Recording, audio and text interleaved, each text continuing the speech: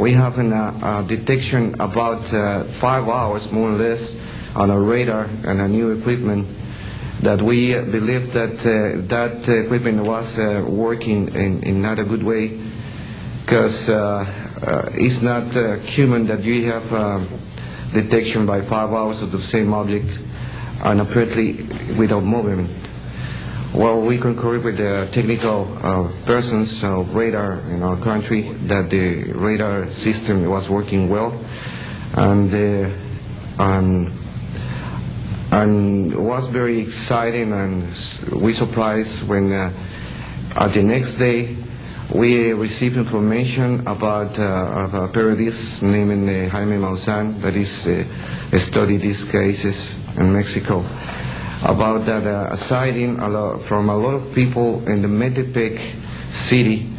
There is another point located southeast of the Toluca airport, about a sighting of the big flying saucer, apparently 50 meters of diameter, then for a lot of people, and that led the trashes something in the ground. Well, next November 24 of 1994, we have on service officially our new radar system, and after that moment we have information very exactly about of these sightings at the same time with the pilots and detections. That's why I'm here, because we consider in my country that this is very dangerous. We have a lot of more cases, but I don't want to use more time in this.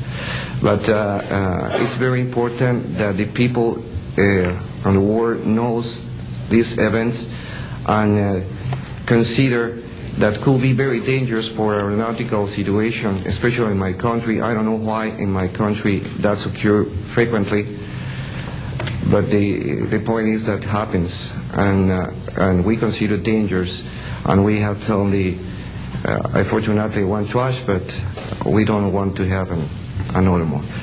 Thank you very much, and I'm sorry for my English.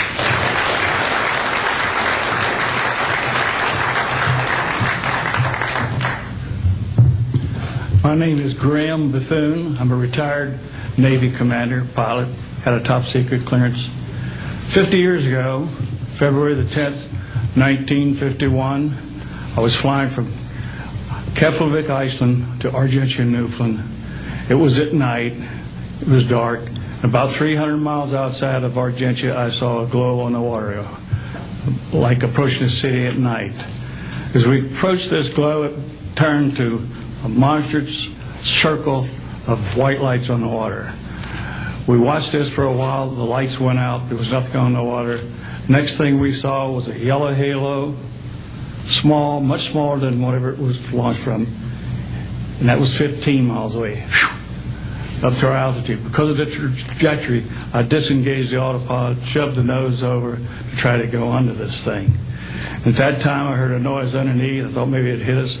It was actually some of the crew members ducking, and they collided, and a couple of them were injured.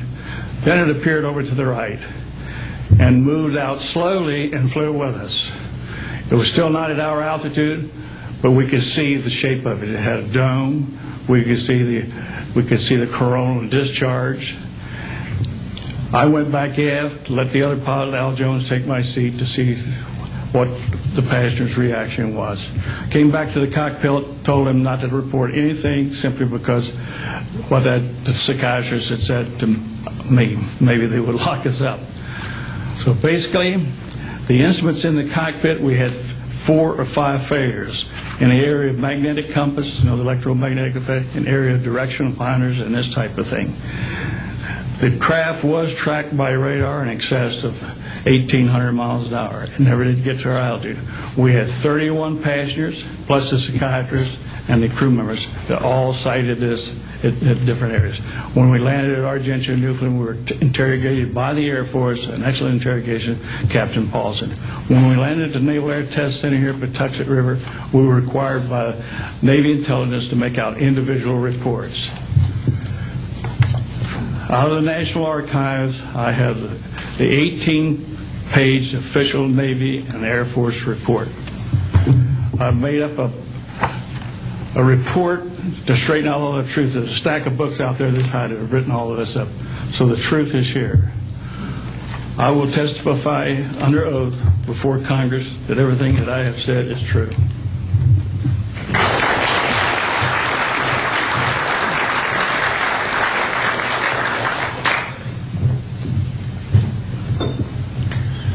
My name is Dan Willis.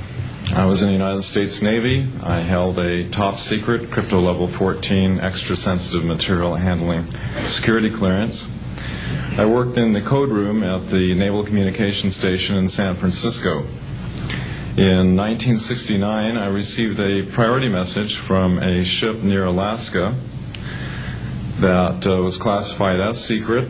The ship reported emerging out of the ocean near port bow, a brightly glowing reddish-orange elliptical object, approximately 70 feet in diameter, emerged out of the water, shot into space, traveling at about 7,000 miles per hour.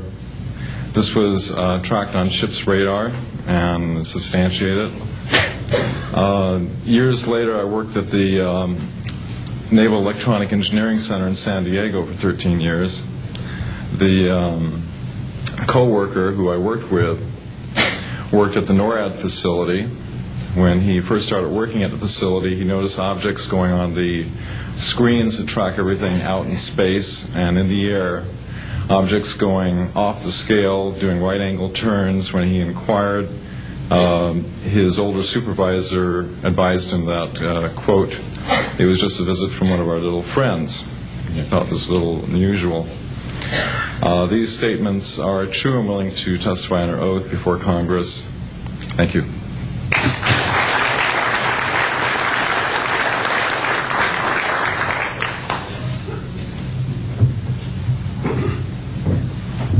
My name is Don Phillips.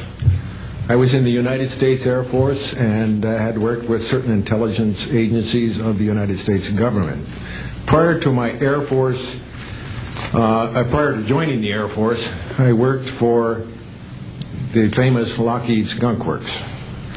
And I was working for them when I was attending college, and I worked for them in the capacity as a design engineer. It was one of my proudest moments of my life to work with a man by the name of Kelly Johnson. A lot of you might be familiar with that.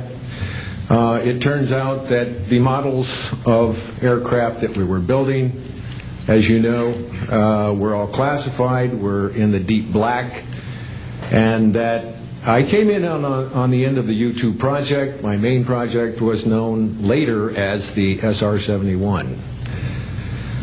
The SR-71 had a predecessor.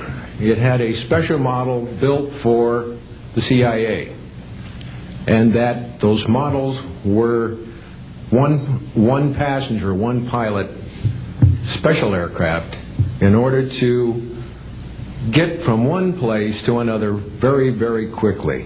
Now these SR-71s, as we know them, the Blackbird, are the type of aircraft that are still classified in a sense as far as the altitude that it flies at and also the speed records that it holds.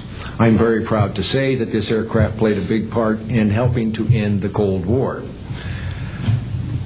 The aircraft, the predecessor aircraft, there's strong evidence to suggest that perhaps these aircraft had a different role once in the air.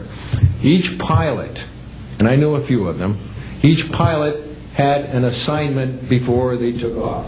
Okay? They learned about the assignment immediately prior to takeoff, and there's strong evidence to suggest that there was a dual role in that they were monitoring some type of traffic to and from planet Earth. This can be verified at a later point. I'll jump into my military experience. My first field assignment for the United States Air Force was at Las Vegas Air Force Station.